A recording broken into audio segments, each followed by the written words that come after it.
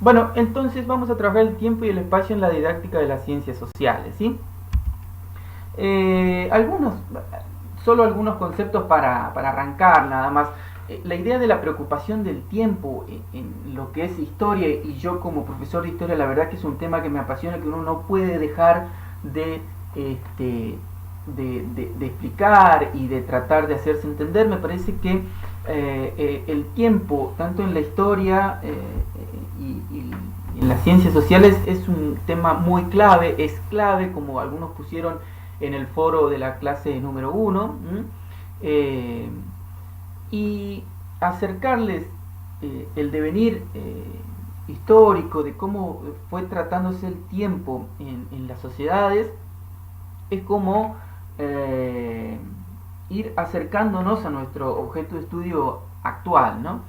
Eh, Hay una frase que me gusta y que está en esta bibliografía, y que muchos, tanto psicólogos, historiadores, sociólogos, siempre la dicen, ¿no? Que es la de Agustín de Hipona, que en realidad es el famoso San Agustín, ¿no?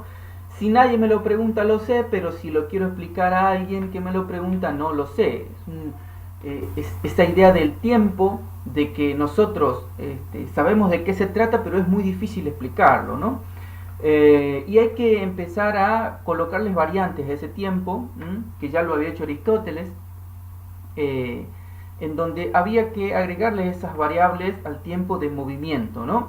Y se forman esos tres conceptos para comprender el tiempo, ¿no? El tiempo en cuanto a cambio y movimiento, ¿no? Es donde se va a ir tomando forma el tiempo visto por tanto historiadores, tanto filósofos, y además también, como siempre inauguro esos, siempre pongo yo en las explicaciones, de las personas de a pie, a común, entienden de que el tiempo, y nosotros también, es en cuanto a movimiento y en cuanto a cambio. Lo que cambia, ¿sí? Y lo que continúa, que ya pronto vamos a ver eso, vamos a ver que el tiempo histórico no es lo mismo que el tiempo cronológico, y ahora lo vamos a ver, ¿no? El tiempo histórico está trazado desde una disciplina que es la historia, ¿no? Y siempre, al igual que la clase anterior, volvemos al positivismo, ¿no? El positivismo que ha dado esa cientificidad a algunas disciplinas, ¿sí?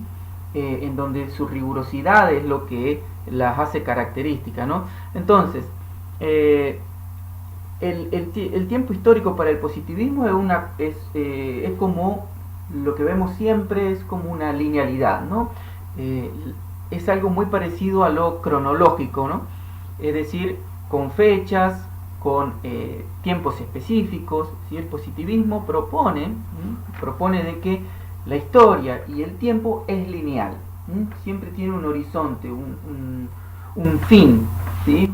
En donde la historia solo se puede explicar por fechas, por eventos, ¿sí? por acontecimientos, ¿no?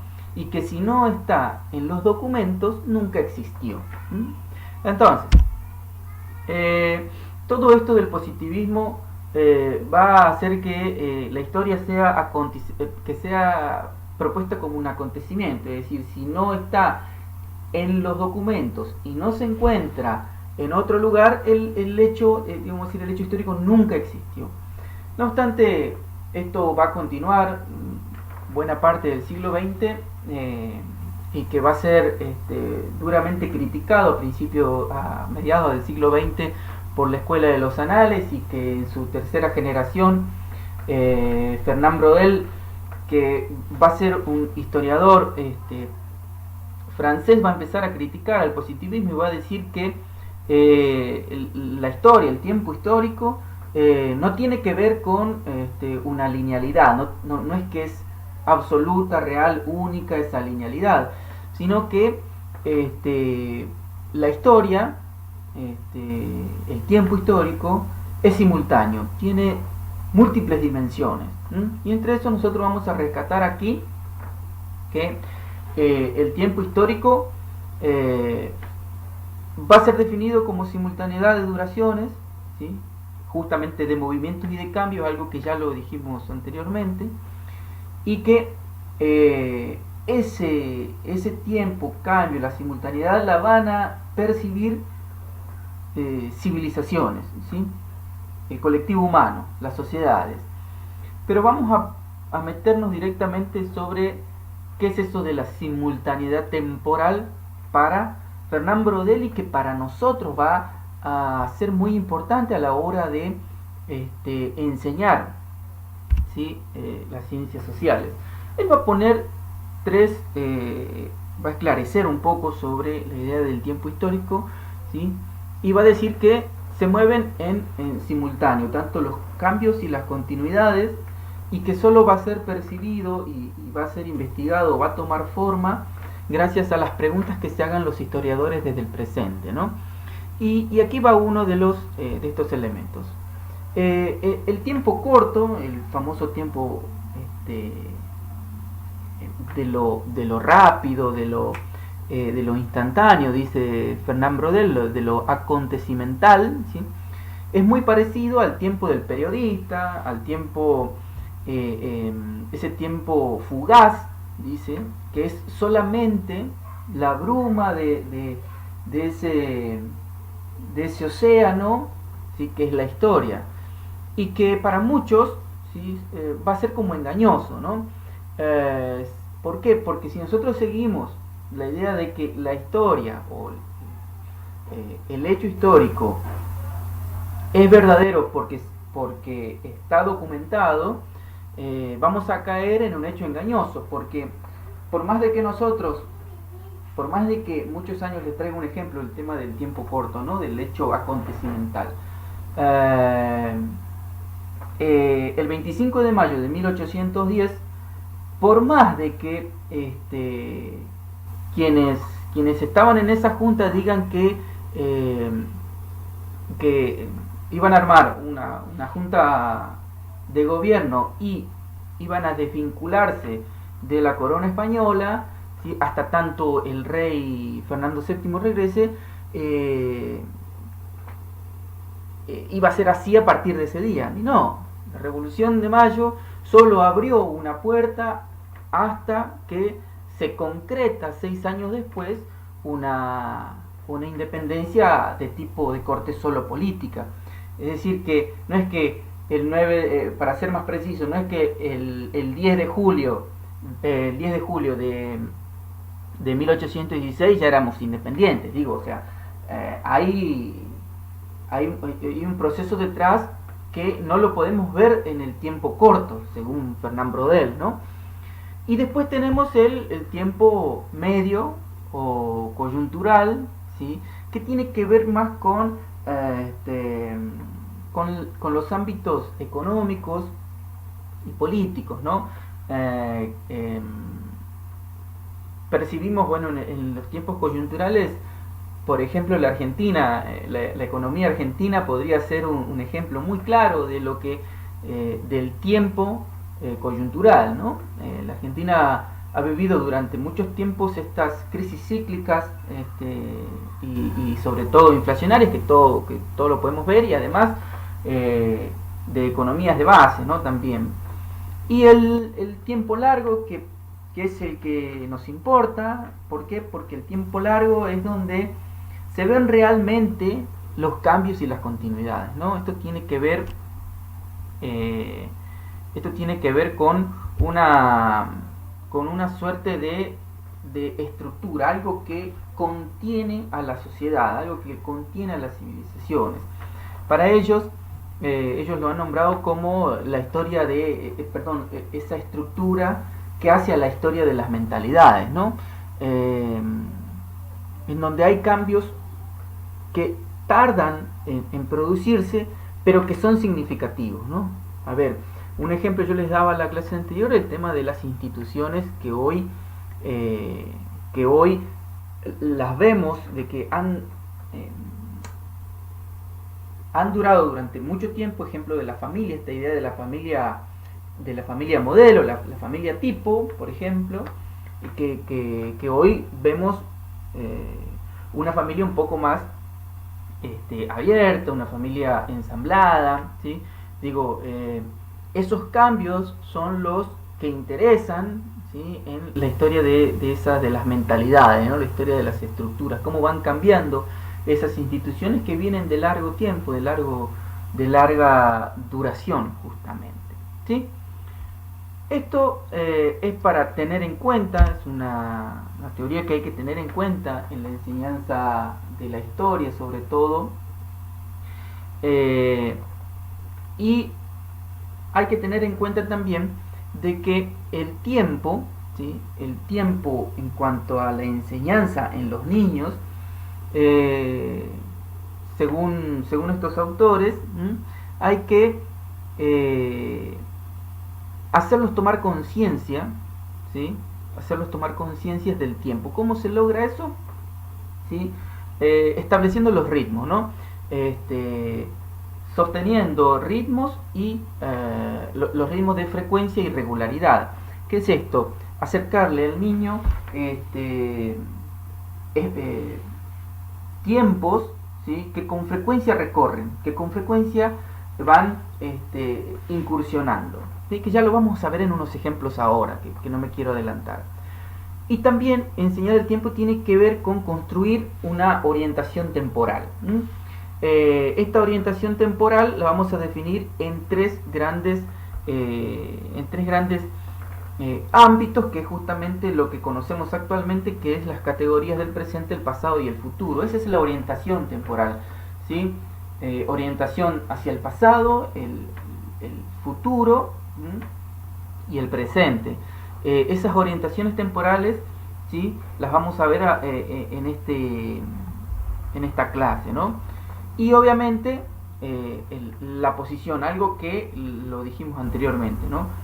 La posición de entender de que el tiempo es simultáneo, no es uno solo, y que sus duraciones son diferentes de acuerdo a nuestra perspectiva, desde donde nosotros queremos enseñar un saber, ¿sí? Lo mismo, lo que les decía hoy, no es que el 10 de julio de 1816 nos levantamos dependientes de los poderes económicos y políticos a nivel mundial, ¿no? No es que todos aceptaron a esa independencia, y no es que todos estaban de acuerdo en una posible república, no es que al otro día las cosas cambiaron, sino que lleva un tiempo desde el punto de vista de quien lo vive, ¿sí?, de la experiencia. Seguimos con esto. Por ejemplo, justamente me adelanté al tema de la experiencia. Para enseñar el tiempo, ¿no?, en el caso de los primeros ciclos, ¿sí?, los primeros ciclos, vamos a tener que el tiempo va a tener que ser enseñado a través de una experiencia, ¿sí?, con actividades dirigidas a trabajar lo que vive el estudiante, ¿no? Lo que vive cotidianamente, ¿sí? Cosas que hace normalmente durante sus días, sus tiempos, ¿sí? También tratar de descentralizar algunas relaciones, ¿sí? Es decir, descentralizar es como correrlos de esos tiempos que vive naturalmente, ponerlos en problemática, ¿sí? ¿Qué pensarían si les digo, bueno, de día se duerme y de noche estamos despiertos? Bueno, eso para nosotros sería algo normal, ¿no? Pero digo, para los niños que tienen ciertas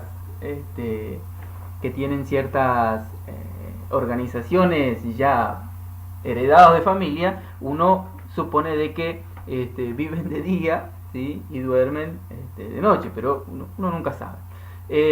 Siempre hay que ponerlos en esa situación problemática.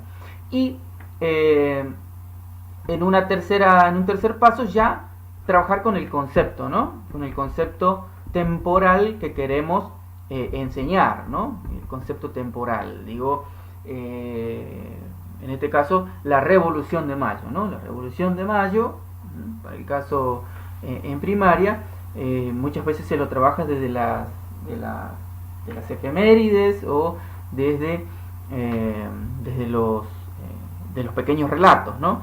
Entonces, ir trabajando la extensión de ese concepto de tiempo a un tiempo en donde no es que al otro día fuimos, creamos una junta de gobierno y todos aceptaron felices y contentos, ¿no?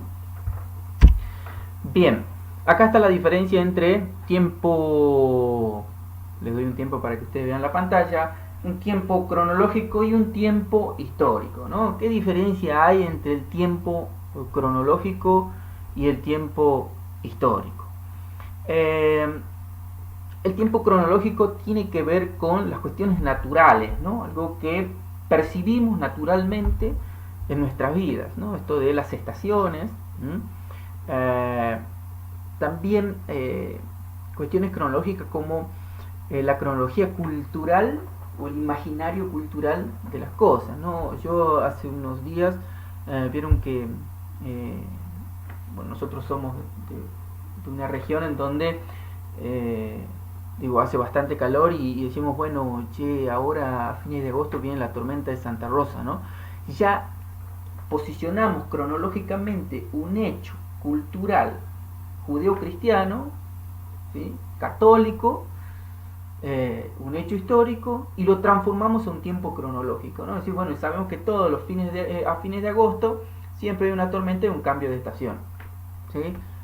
Pasa porque el concepto trasciende, el tiempo cronológico trasciende a uno histórico.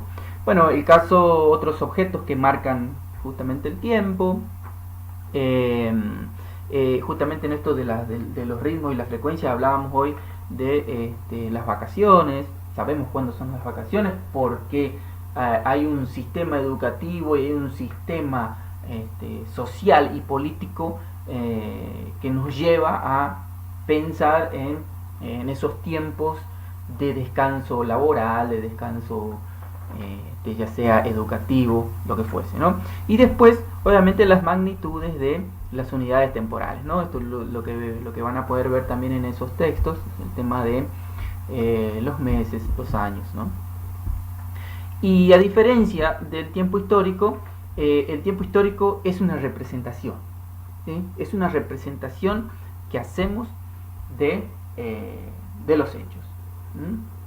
Como quien decir, interpretar esos hechos, ¿no? Y para eso usamos categorías analíticas abstractas, tratamos de transformar ese tiempo histórico en representaciones. En este caso, por ejemplo, para trabajar el tiempo histórico vamos a diseñar, por ejemplo, árboles genealógicos sencillos, algo de una actividad que siempre se realiza en primaria. Bueno, la confección justamente de las líneas del tiempo, y que también, ¿sí? esas líneas del tiempo pueden ser usadas en comparación, por ejemplo, con los tiempos cronológicos. Pueden hacer también en las líneas del tiempo, por lo general, para situarlo al estudiante, para hacerle comprender el tiempo, también cronológico e histórico también, se utilizan también líneas del tiempo entre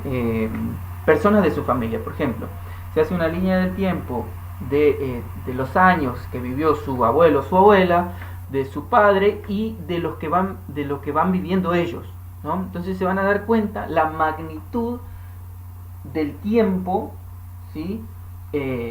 Acercándolos a lo más a lo próximo, ¿no? Entonces ahí ellos comienzan a ver de que desde esa representación de una línea pueden saber de que el tiempo es diferente tanto para su abuela como para su padre como para ellos, ¿no? Va transcurriendo de una manera diferente, ¿sí?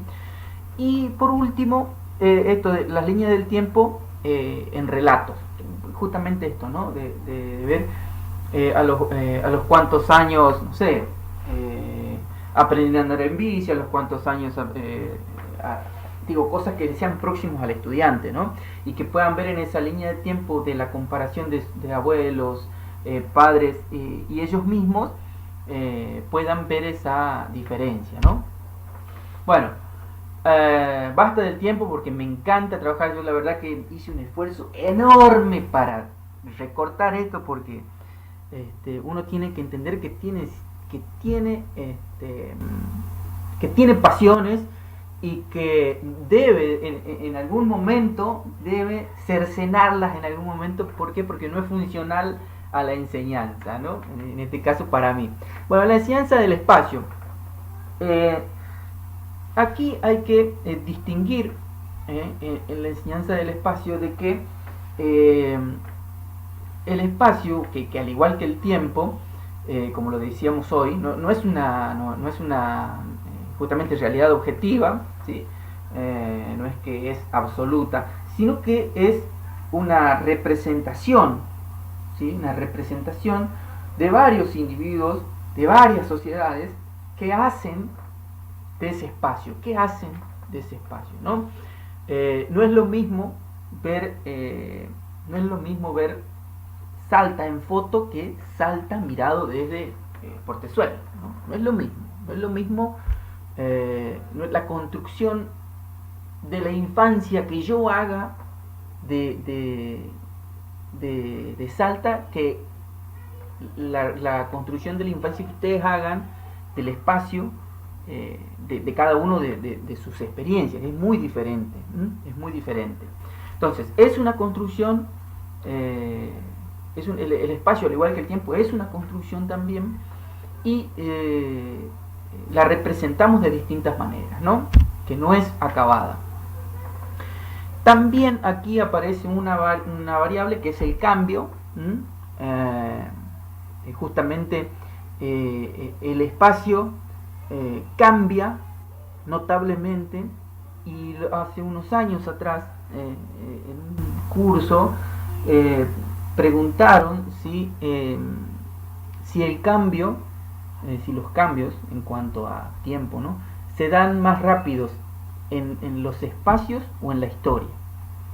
Y a decir verdad, los cambios se producen más rápidos en los espacios. Los seres humanos modifican el espacio de manera abrumadora, de una manera veloz. Entonces el cambio en cuanto al paisaje, ¿sí?, se da rápidamente, ¿sí? Y obviamente perdemos rápidamente la representación que teníamos antes, ¿no? ¿Cuántas veces ustedes pasan por un lugar y decir, no es como yo lo tenía en mi mente, pero es parecido, pero ha cambiado muchísimo, ¿no? Esta idea de que el cambio en el espacio, en el paisaje, se da mucho más rápido, ¿no? Que tiene que ver justamente esto de lo que estamos diciendo con la experiencia, con lo empírico, con lo que uno puede observar, ¿no?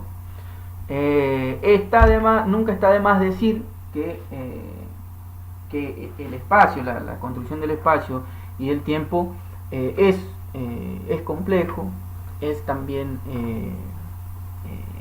muy difícil de hacerlo. Imagínense que para nosotros es difícil de contenerlo. Imagínense ustedes en los primeros ciclos de la educación primaria, ¿no? Y acá hay que distinguir que lo vamos a ver próximamente, que es justamente la idea de la geografía tradicional y la crítica, ¿no? Que la crítica tiene que ver más con ese pensamiento que pone en relación a los hechos sociales, ¿sí?, y a cómo van cambiando las sociedades, ¿no? Esa dialéctica social, ¿no? Cómo van cambiando esas sociedades, ¿no?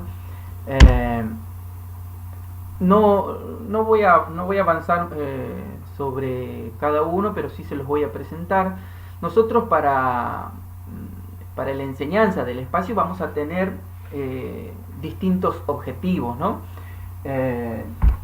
Para enseñar el espacio, ¿no? Uno de esos objetivos va a ser enseñar justamente los contextos espaciales que están ligados a los desplazamientos físicos.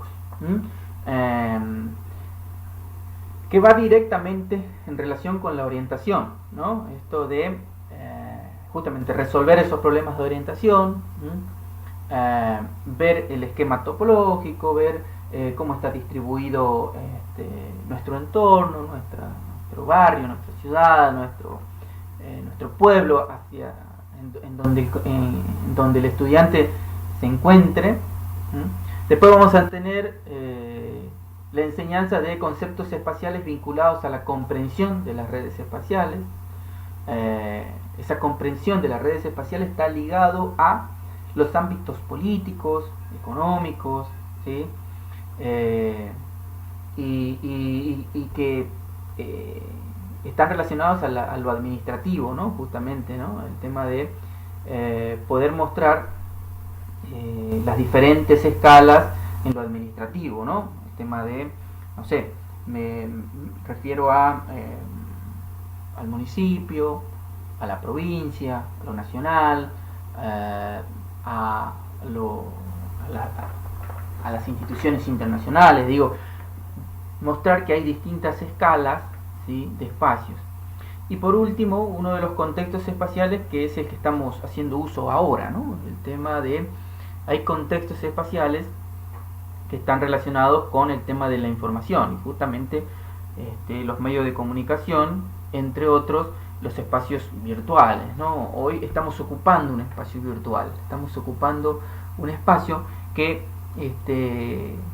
por su relación impacta justamente en nuestros espacios cotidianos, en nuestras casas, ¿no?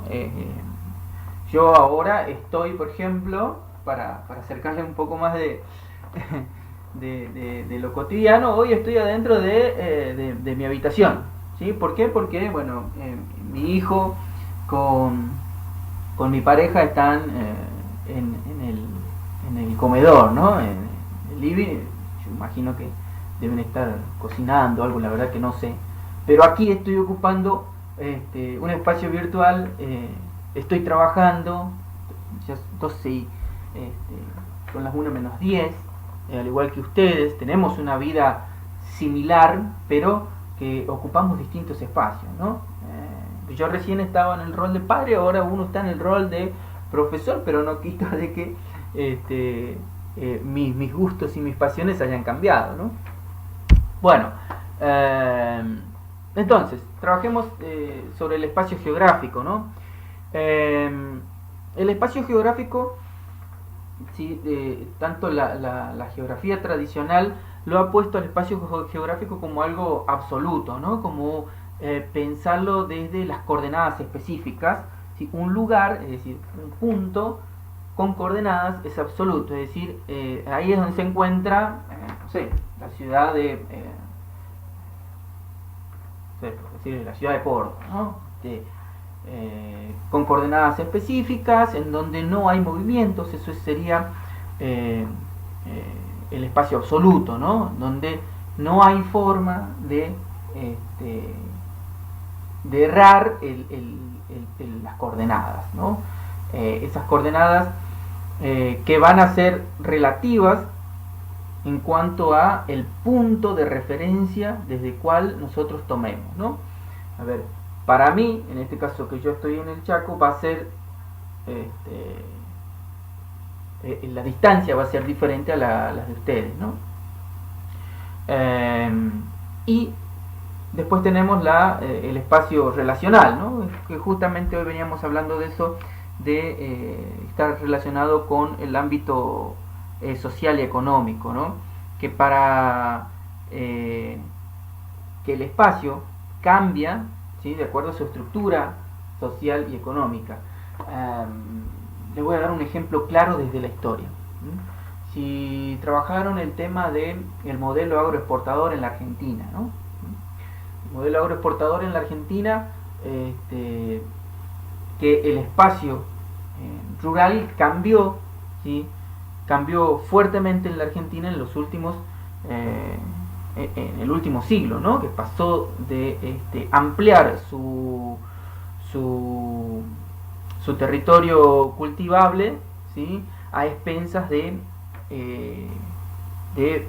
correr y masacrar indígenas, ¿no? Digo, el espacio se fue modificando para una estructura económica, que fue impuesta por las políticas. Entonces, el espacio cambia de acuerdo a la estructura socioeconómica que los individuos establezcan en ella, ¿no?